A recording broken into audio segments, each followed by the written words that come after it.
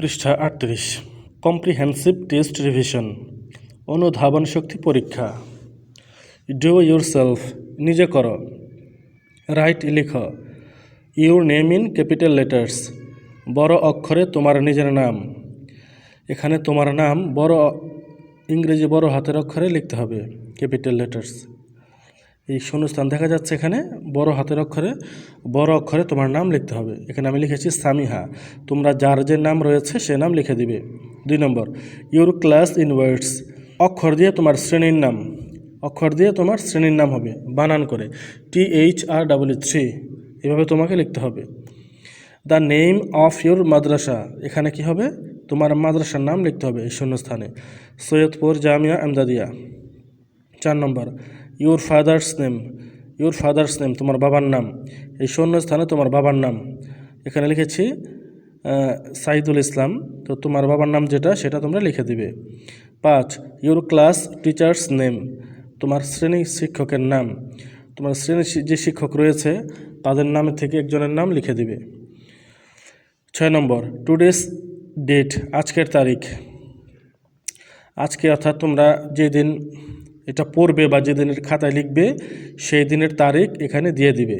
যেমন আমি এখানে দিলাম 2 জানুয়ারি ফ্রাইডে 2024। তো তোমরা এখানে যখন লিখবে খাতায় বা পড়বে ওই সময় ওই মাসের নাম এবং ওই তারিখের নাম এখানে লিখে দিবে। 7 নম্বর, ইউর বেস্ট ফ্রেন্ডস নেম তোমার প্রিয় বন্ধুর নাম, তোমার প্রিয় একটা বন্ধু বা বান্ধবীর নাম এখানে লিখে দিবে শূন্যস্থানে। আমি লিখেছি আফরা, তোমার যার যে বন্ধু বা বান্ধবী আছে সে নাম লিখে দিবে। 8 নম্বর, the name of your country dash এখানে তোমার দেশের নাম লিখবা, Bangladesh. The name of your country's capital তোমার দেশের রাজধানীর নাম, তোমার দেশের রাজধানীর নাম হচ্ছে ঢাকা, এই ঢাকা লিখে দিবা। এই যে এখানে আমি উত্তরে লিখে দিয়েছি ঢাকা, অ্যান্সারে এই যে Dhaka. The name of any 2 rivers 2টা নদীর নাম, দ্য পদ্মা দ্য মেঘনা।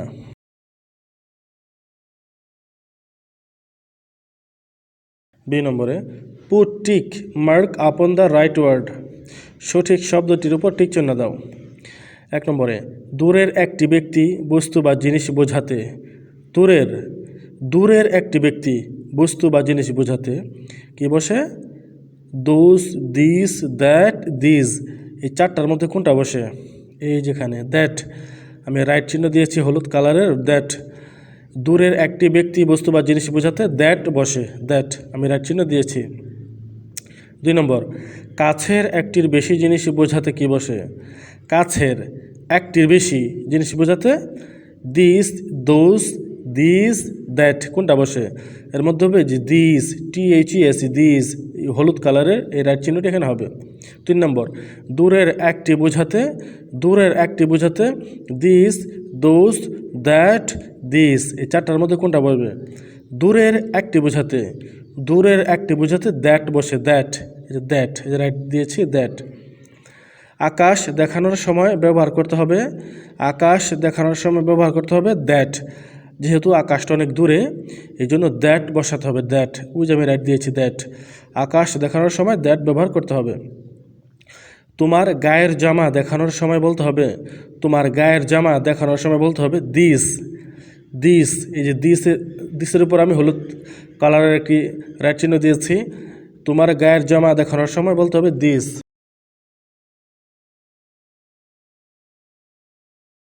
3 নম্বর, নিচের 5টি ওয়ার্ডের সাথে দিস, দ্যাট, দোজ, দিস ব্যবহার করে 5টি বাক্য বানাও।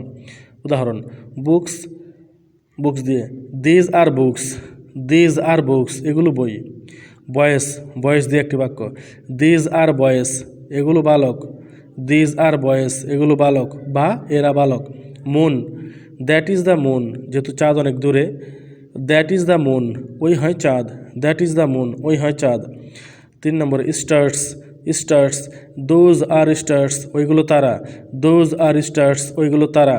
4 নম্বর, মসজিদ, দিস ইজ এ মসজিদ এই একটি মসজিদ।